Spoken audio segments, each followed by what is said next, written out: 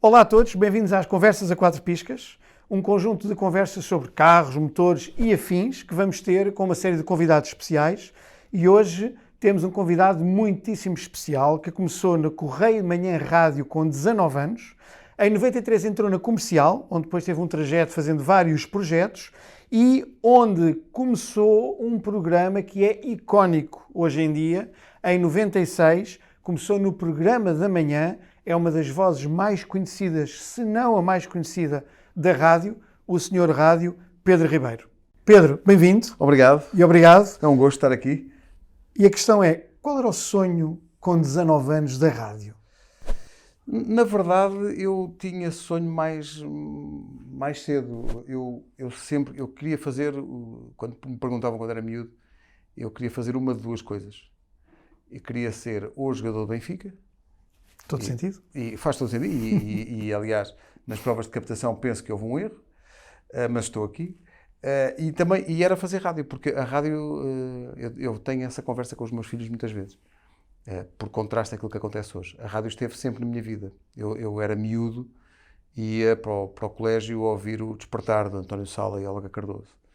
E eu tinha um rádio antigo, não sei se estás a ver o que era, um rádio que tinha nomes de cidades no mostrador, uma coisa antiga, e aquilo era bastante, tinha um efeito bastante sonhador, porque eu olhava para aquilo e pensava, Nova Iorque e Moscovo e tal.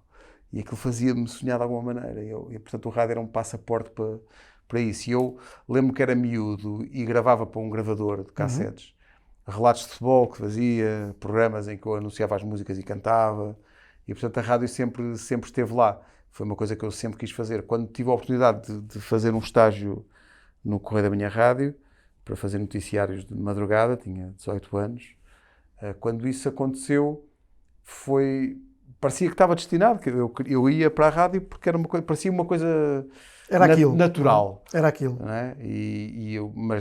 Mas também te digo, nunca sonhei, na verdade, que isto tivesse tomado o rumo que tomou e que tivesse... Mas acho que, eu digo isso também aos miúdos sempre, que é, vocês, quando eles estão com grandes crises existenciais aos 17 ou aos 20 anos, eu não quero ser demasiado paternalista, mas tenho que lhes dizer, vocês deem tempo ao tempo, gozem o sítio onde estão na vossa vida, porque vocês não fazem ideia, ninguém pode fazer ideia. Claro.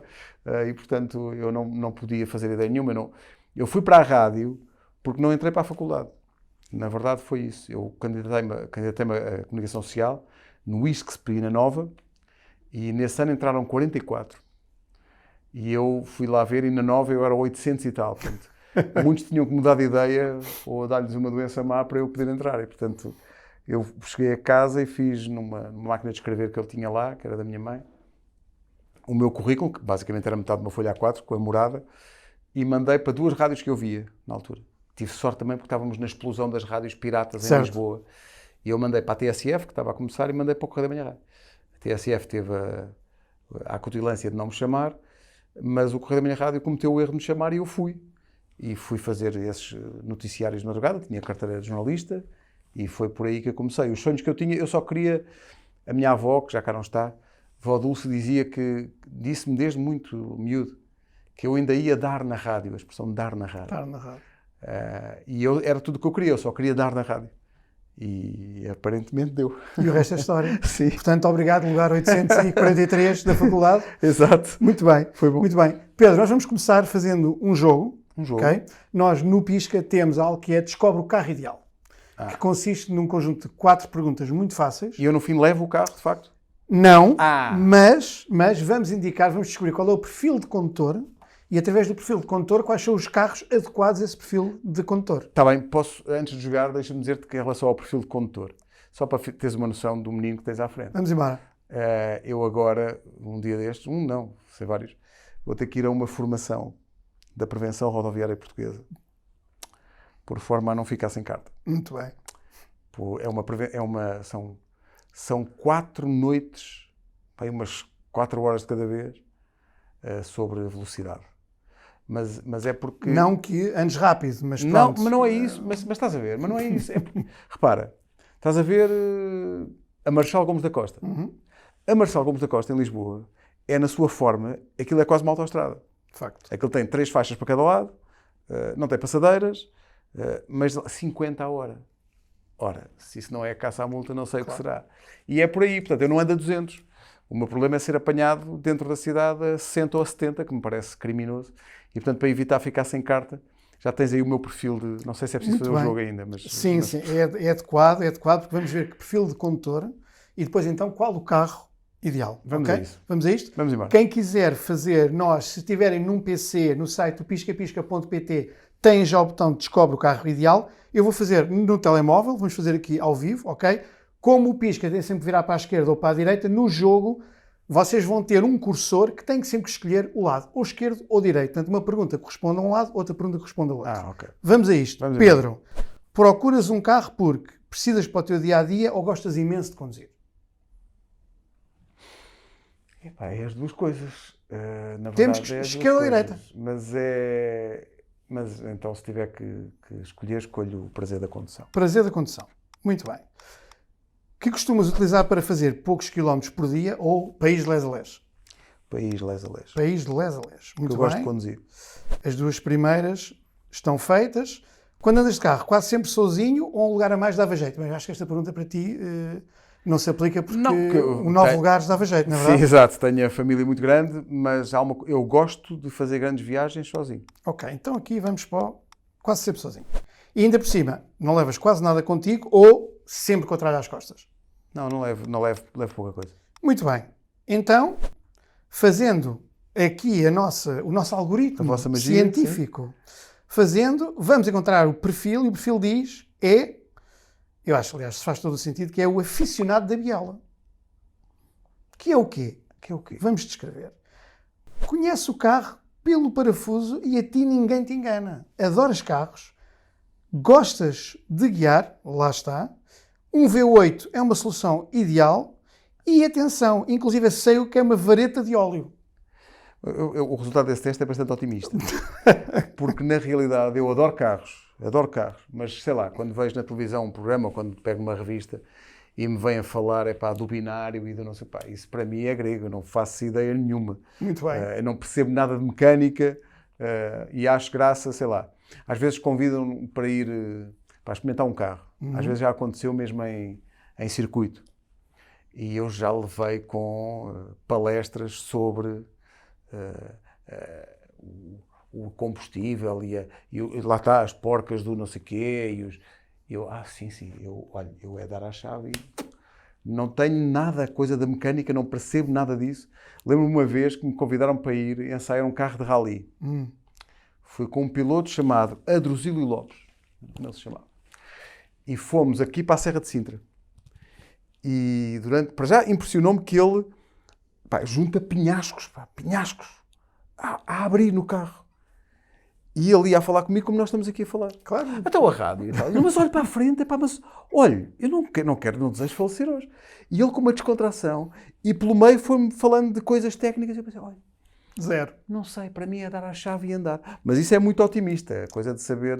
Eu sei, por exemplo, que isto, quer dizer, estou a dizer, isto são pneus, não são? Ora, aí está. Portanto, eu sei que isto o especialista em carros isto é um pneu, não é? Isso são pneus reciclados, que nós reciclamos, exatamente para fazer as cadeiras e a mesa, porque a sustentabilidade é um dos eixos que nós privilegiamos e da nossa marca, e portanto achamos que para as nossas... Vocês mandaram fazer estas cadeiras e esta mesa com pneus reciclados? Reciclados, é verdade. Achamos que para as nossas conversas a 4 piscas funcionava e são super mas tendo em conta que tenho abusado muito dos doces, são pneus em cima de pneus. Nada. Na verdade é isso. Zero. Mas aquilo que estou a ver tem truque de imagem, atenção. Eu pedi. Isto é com Photoshop que é feito. Muito bem. Portanto, se quiserem fazer como o Pedro, descobrirem qual é o vosso perfil de condutor, vão a piscapisca.pt, escolham do carro ideal, façam o vosso teste e vejam. Lá fora tem um V8, é isso? Aparece o V8. Depois vemos a cor. Já valeu a pena. Vamos a isso. Já valeu a pena.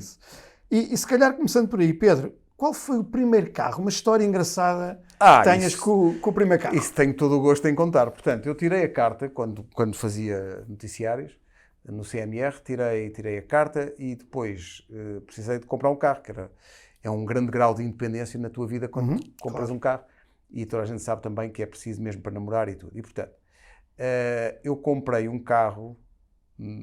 se pudesse, eu compraria esse carro novo só para ter. comprei um honesto Opel Corsa Swing 1.2 encarnado. O meu primeiro carro era encarnado. Comprei de segunda mão. Na verdade não comprei, foram os meus padrinhos que financiaram e depois eu tive a pagar uns anos aos meus padrinhos. E foi um carro que eu adorei e que espatifei na autoestrada de Cascais. Ainda a autoestrada não chegava a Cascais, eu sou antigo a esse ponto. Ali na descida do Estádio Nacional, porque se atravessou um cão à frente e eu tentei desviar-me, claro. E nunca mais apanhei o carro. E depois ele ficou com a parte da frente toda destruída, eu não me magoei, felizmente, e foi mais caro o arranjo do que o carro em si. Mas eu recordo com grande ternura esse carro, era um Opel Corsa encarnado. Muito bem. E agora, olhando híbridos elétricos, já falámos que ok, dar a chave aí, mas começas a ter alguma preocupação a esse nível? Senhor. Tenho, sim, senhor. Eu acho que o meu próximo carro já não vai ser de motor a combustão. Eu não sei se os elétricos são os que vêm para ficar, se será hidrogénio, se será outra solução qualquer. Parece-me claro que nós vamos caminhar para uma lógica de carro verde, de carro sustentável, acho que é por aí. E não é só no combustível. Mesmo nos materiais em que são feitos os carros, acho que vamos caminhar para aí, estamos a caminhar para aí. E eu quero que o meu próximo carro, pelo menos híbrido, seja. Estou muito apostado nisso. Muito bem. Fazendo aqui a relação entre carros e desporto, já sabemos que gostas de um desporto em particular, aliás, de um clube em particular, de desporto em particular, é verdade? Mas também gosto de desporto automóvel. Era isso. Algum ídolo em termos de desporto auto? Sim, eu por acaso eu fiquei muito agradavelmente surpreendido com o facto do meu filho, de 17 anos, ter despertado com esta idade para a Fórmula 1. E despertou para a Fórmula 1 por causa dos documentários da Netflix, porque ele antes não ligava nenhuma. Certo. Mas depois daquilo vê os grandes prémios, vê as sessões de treinos, vê tudo, coisa que eu, mesmo quando era aficionado, não via as sessões de treinos, não estava para isso. Mas também hoje em dia, numa transmissão de televisão, tu tens muito mais informação do que no nosso tempo. Claro. Nós víamos os carros a passar, ponto. E eles não, têm as comunicações e as questões técnicas e tal. E eu sou do tempo, o meu primeiro ídolo era um brasileiro chamado Nelson Piquet, no seu Brabham e mais tarde no seu Williams. Foi o meu primeiro ídolo. E depois, claro, a Ayrton Senna da Silva, que eu vi aqui bem perto no Autódromo do Estoril, ganhar o seu primeiro grande prémio no seu Lotus, com a publicidade John Player Special, um carro lindo de morrer, lindo. E tive a oportunidade de estar ao pé dele, ele estava a gravar como são as coisas, ele estava a gravar um spot de televisão para promover um jogo no aeródromo de Tires. Foi quando eu estive mais perto da Ayrton Senna. Era um grande ídolo, eu adorava o Senna e na guerra Senna-Prost eu era Senna. E portanto não me parecia mal que ele no Grande Prémio do Japão tivesse colocado o outro fora. Fora de pista, não, claro. Parecia-me bem na altura. Era um grande ídolo, mas lembro, há uma série de nomes que são nomes dessa nossa infância desportiva na Fórmula 1 e que estão anteriores ao Ayrton Senna, sei lá, os nomes de Carlos Reutemann e Keke Rosberg. Eu adorava o Nigel Mansell. Nigel Mansell, o maior claro. Maluco da pista. Gilles Villeneuve. Espetacular. Espetacular. Eram grandes heróis de uma altura em que eu acho que se calhar a condução era mais importante do que o resto. E tenho grandes recordações. Depois houve um período muito longo em que eu não liguei à Fórmula 1 e agora por causa do meu filho já sei quem é o Max Verstappen e já sei um ou outro. E o Sainz. Quando ele me fala em Carlos Sainz, a minha lembrança vai para outro Carlos Sainz, para o pai, não é? Para os rallies e tal. Porque os rallies, eu acho que também foram muito importantes para a minha geração. O Rally de Portugal fez muitos aficionados do desporto, porque passavam nas nossas terras e porque eram os maiores. A ver a Michel Mouton e o Marco Allen, o Ari Vatanen e essa malta foram muito, muito importantes para a formação até do nosso gosto dos carros. A gente queria ter um Lancia Stratos, um Audi 4, não é? Era a máquina. Era a máquina. E eu lembro-me perfeitamente disso. Portanto, os automóveis, de certa maneira, estiveram muito presentes na nossa adolescência, não só pelo desporto, mas também muito pelo desporto, eu acho que sim. E isso é um ponto importante que faz aqui uma pergunta engraçada, que era, olhando para o teu filho agora, não é? Que está aficionado, que carro é que lhe davas como o primeiro carro? Bom, não é coisa que ele não me peça. Até porque eu dei à irmã mais velha. A irmã mais velha tem um Fiat 500 que eu lhe dei. E o Gonçalo vai fazer anos em junho. Não sei, eu estou a pensar nisso, mas isto não é a Santa Casa, portanto, tenho que ver. Mas eu acho que eu vejo o Gonçalo, sei lá, num Volkswagen Polo, que eu também tive. Tive um Polo, 16 válvulas, jantes BBS. É lá. Era muito giro e um dia cheguei à rua e estava o carro em cima de Tijolos, claro. Alguém também gostava das jantes. E eu não quis investir nas porcas de segurança e, portanto... Mas vejo assim, vejo num carro alemão, não sei porquê. Tal como via a Mafaldinha num carro com o charme do 500, vejo num carro alemão. Muito bem, muito bem. Há também aqui fazer, e já vamos também falar um bocadinho de rádio e de música, mas também tens alguma ligação entre carros, filmes, tipo um clássico que tu adorasses ver? Por exemplo, há muita gente que refere, quando vê um 007 e diz logo, claro, Aston Martin, obviamente. Sim, claro. Mas a minha ligação nem tem a ver com filmes, de facto. Não há assim, a não ser a série do Justiceiro, tinha aquele Pontiac, acho que é um Pontiac, não sei. Não tenho essa referência dos carros. Há um filme que não sei como é que se chama, que tem uma data de minis. Uhum. Houve até um remake moderno desse filme, não sei como é que se chama. Golpe à Itália. Golpe à Itália. Olha, um Mini. Nunca tive um Mini e é um carro que eu gosto imenso. Eu gostava de ter um Mini descapotável. Gostava imenso de ter esse carro. Mas nunca calhou. Mas não, a minha ligação não tem a ver com filmes. A minha ligação aos carros... Eu adoro carros desde sempre. Desde sempre. E agora que tenho a idade que tenho, dou comigo a pensar em clássicos. Sei lá, gostava de ter um Peugeot 205. Estás a ver? Um descapotável.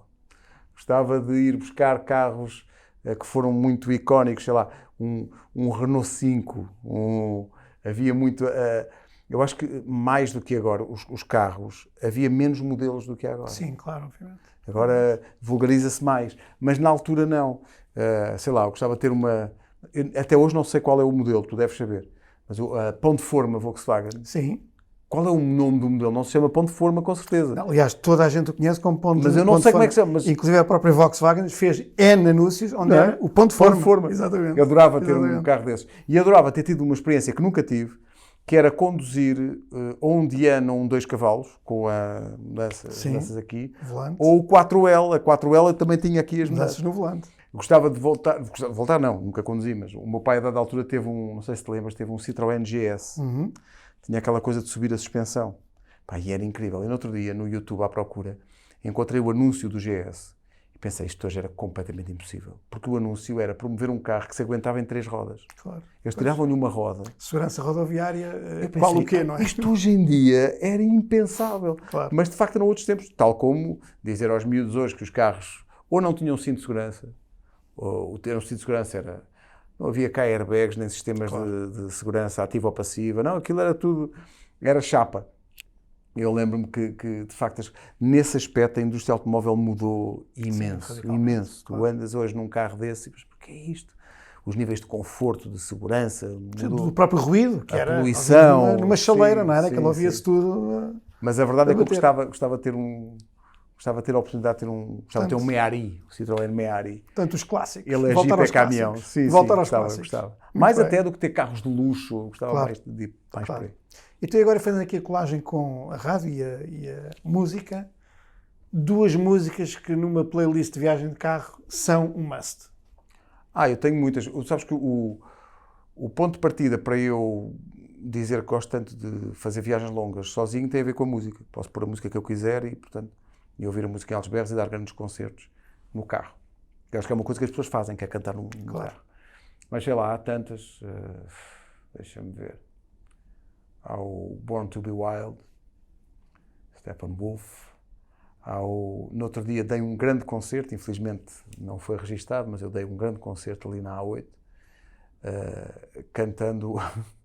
cantando Queen, fazendo uma interpretação de Bohemian Rhapsody completamente à altura de Freddie Mercury, uma coisa, uma afinação, por amor de Deus, uma que tivesse potência filmado de voz. Isso, nada, não há registro. Mas são boas músicas para cantar ou a versão ao vivo do Sultans of Swing dos Dire Straits, que tem 10 minutos e uma grande guitarrada. Tal e qual. São boas músicas para ir a cantar. Muito bem. E rádio, sempre na comercial? Não, na verdade, nas várias comerciais que nós temos agora, porque temos as rádios digitais e, portanto, eu vou passeando da rádio mãe para a Portugal, a Brasil, a Rádio Rock e por aí fora. Também a Kids, que nós fizemos para crianças, porque uma das crianças lá em casa é que deu os jingles. E, portanto, eu estou à espera do intervalo das músicas para ouvir o Francisco a dizer Rádio Kids, que comercial Kids. Eu acho graça a isso. Mas, claro, também faz parte da minha profissão e da minha responsabilidade, enquanto diretor da estação, ouvir as outras. Claro. E perceber o que é que está a acontecer nas outras. Portanto, ouço tudo um pouco, mas normalmente está na comercial. Essa parte foi muito importante. As rádios, no fundo, também tiveram a passar por este processo de se reinventarem. Sim. Para se adaptarem àquilo que é as necessidades modernas. E vocês fizeram isso muitíssimo bem, porque de facto as rádios temáticas digitais, não é? No fundo respondem a essa necessidade. Mas isto é só o princípio. Acho que isto é só o princípio. Nós caminharemos para uma realidade em que vão coincidir rádios customizáveis, rádios à tua medida, como tu queres fazer com as tuas músicas, mas isso não vai anular as outras, porque é muito importante o papel de curadoria que as estações de rádio de música têm. Porque se tu fizeres uma estação, se tu fizeres uma playlist no Spotify, com a tua música, ficas todo contente durante 2 semanas. Sim, claro. Depois só ao fim de 2 semanas, já não podes. dê-me outra coisa. E a rádio musical existe para isso, para te dar coisas, para te mostrar outras coisas, para te abrir a cabeça e para te mostrar. E nem é só outros géneros, é também dentro dos teus géneros e dentro dos teus artistas, não tens que andar à procura, não tens que ter esse trabalho. E eu acho que no futuro vão coincidir as duas coisas, a rádio feita só por ti, mas a rádio tal como a conhecemos vai continuar a existir e muito digital. Não tenho dúvidas que ela vai, mais tarde ou mais cedo, migrar completamente para o digital. E foi muito interessante, mesmo durante este período difícil que passámos da pandemia, muita gente indica que a rádio teve um papel fundamental, estando em casa, como vocês dizem, em casa, no carro, em todo lado, mas mesmo estando em casa, que foi importantíssimo esse papel que desempenharam durante todo este período de tempo. Isso para vocês é obviamente importantíssimo. É muito importante e foi também para nós que fazemos rádio, e não falo só da comercial, falo de todos os profissionais de rádio, deste meio, foi, numa altura muito importante, sublinhar a importância do meio. A rádio tem uma capacidade de chegar às pessoas que mais nenhum outro meio tem. A rádio gera 2 coisas, que é intimidade e afeto, que é uma coisa que a televisão não consegue. Porque a televisão tem muitos filtros. E isto que nós estamos aqui a fazer, que é quase rádio, porque é uma conversa, depende da iluminação, depende da edição, depende da nossa roupa, depende da realização, depende... E a rádio não. A rádio, tu abres o microfone e é tudo. É puro. E tu estás a falar ao ouvido de cada pessoa. E mesmo que estejam 4 pessoas dentro de um carro a ouvir a mesma emissão, cada uma delas está a receber à sua maneira. E está a interpretar e a reagir à sua maneira. E a rádio tem essa capacidade. E tem a capacidade de te emocionar e de te, e esta é uma palavra fulcral, fazer companhia. E neste confinamento houve muita gente que ficou sozinha, houve muita gente que utilizou a rádio para comunicar com pessoas com quem não podia estar. E a rádio reafirmou-se como um meio absolutamente fundamental. E muitos que voltaram à rádio, sentiram muita também gente isso, que voltou à rádio. Claro. Foi um bocado um contrassenso, porque é muito curioso isso. A rádio anda muitas vezes à frente do mercado publicitário, porque não foram muitas as marcas, mas as que perceberam fizeram bem. Não foram muitas as marcas que perceberam que numa altura de menor consumo nos carros, a rádio tornou-se, por outro lado, mais valiosa. E houve pessoas que foram à procura da rádio, claro, em casa. E isso foi uma oportunidade perdida por muitas marcas, porque não perceberam a envolvência do afeto e da companhia e da proximidade que a rádio consegue ter.